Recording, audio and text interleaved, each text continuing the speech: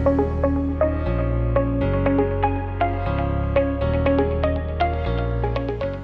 art friends, Selena here. I want to go over the supplies that we use in the Watercolor for Beginners class just to answer some questions that I hear quite a bit. I'm going to start off by talking about the watercolor paper that we use. I use a Canson XL watercolor paper. It's a really good student grade. I use the cold press because that's my preference. I invite you and encourage you, explore. There is a cold press and there is a hot press.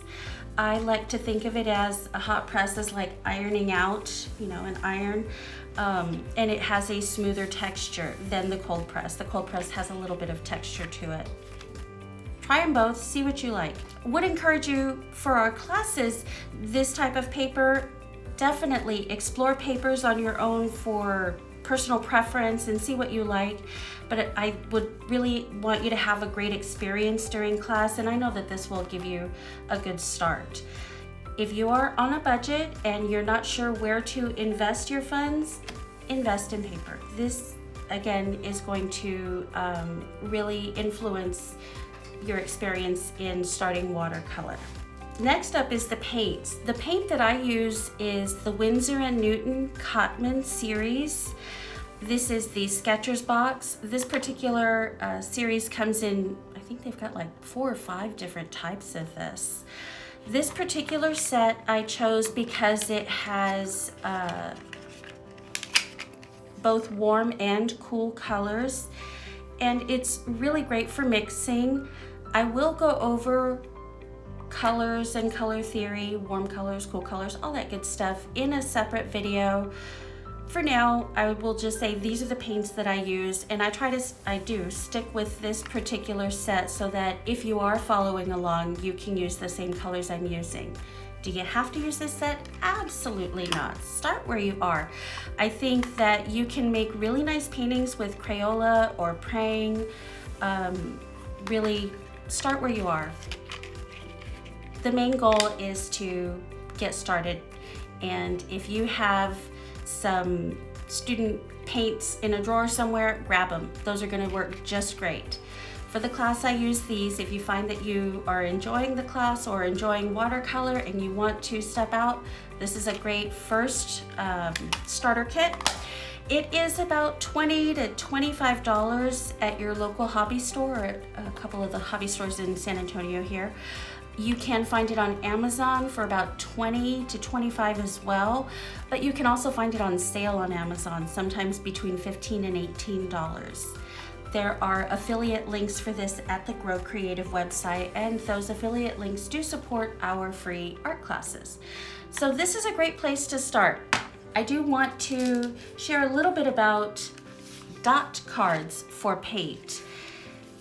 If you decide that, hey, you're having so much fun and you truly want to stick with it and you want to try different paints and different colors, but you're not sure where you want to go next, a lot of the manufacturers offer a dot card, which is a card that has a little dot of paint on it. And you just add some water to it to kind of get an idea of the colors. I'll share with you. This is the Winsor Newton Professional Color, so it's the same brand. This is a student grade paint, and this is the professional grade paint. So you get a little dot of the paint, you can swatch it out and see what colors you like. You can get a few different brands so you can compare colors. And I received these from all over the place. These were actually from somebody I bought something on Etsy from. So this is a really great way to try out different paints, different colors, if you find that you're really truly enjoying it and you want to explore a little bit further. Dot cards. Next up, I want to talk about paintbrushes. To get started, again, start where you are. You don't need to spend a ton of money on brushes. You can buy them in a pack like this at the hobby store on Amazon. I find I will tell you, for the beginner classes, I use a 6 or an 8 round. That's really the go-to brush that I use. For some techniques, we might use a wider, thicker brush. I do have a video on YouTube where we show what the different brushes can do, and we talk a little bit more about different techniques that you can use with them. Like this fan brush is super fun for leaves and fur and different types of textures. But again, start where you are. Whatever it takes to have you show up for class and start painting, that's the perfect instrument. Once you find that you have, you're enjoying it, you want to try some more, then yeah, absolutely explore different types of brushes and see what else you might enjoy. But your basic round, number 6, number 7, number 8 round is a great place to start. I think you can do some really great stuff with it. I like to say it's the workhorse of watercolor painting. So I also want to talk about palettes. These guys are great. I think you can get these for like 10 for $4 or something like that. They're at the dollar store, they're at all the hobby stores. These are perfect. You're gonna want something where you can mix colors. This palette, one thing, if I could change something out about this particular palette, it doesn't have a purple, and I find that I really don't use the white that comes with it. With watercolor, we tend to use the white of the paper as white. So if I could switch something out, it would be purple. But since there isn't a purple here, you will mix. And you know, you're not always gonna wanna use a straight color, you'll wanna mix a color. So a little palette is great for that. If you are enjoying watercolor painting and you wanna kind of grow that experience, I invite you to transition from a plastic palette to a ceramic palette. It is a very lovely experience of just mixing paint across a smooth palette. I will say that this is actually a little soap dish that I got on Amazon. So you don't need to go nuts and get a really big expensive one, just a little piece of ceramic. A lot of people use a little dish, but it really does make the whole painting experience very enjoyable, and that's kind of why we're here. The last few things are, of course, water. So I've got 2 cups. The reason I think 2 cups are important, one for rinsing your brush and the other one for clean water.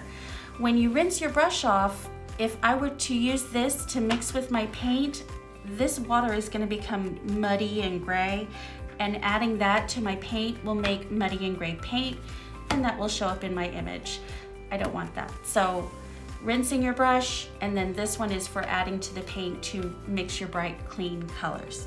I do use a little squirt bottle. You can get it at the dollar store, but this is for activating the paints. You can also use it to thin out some paints in your palette as well.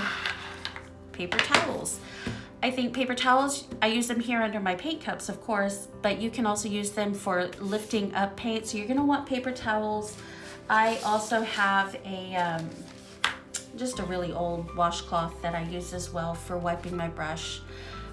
That is all the supplies that I use. There are more watercolor supplies. There are a ton more. There is masking fluid that you can use. We'll cover that in another video. For our beginners class, these are the basics. You can get by with a brush, some paper, and some paint, and you know, you can use, if you have, even the Crayola palette comes with a little mixing tray. So these are just extra things to have. Have your basics and join us, and I think you're really gonna have a great time. Look forward to seeing you in class. Bye.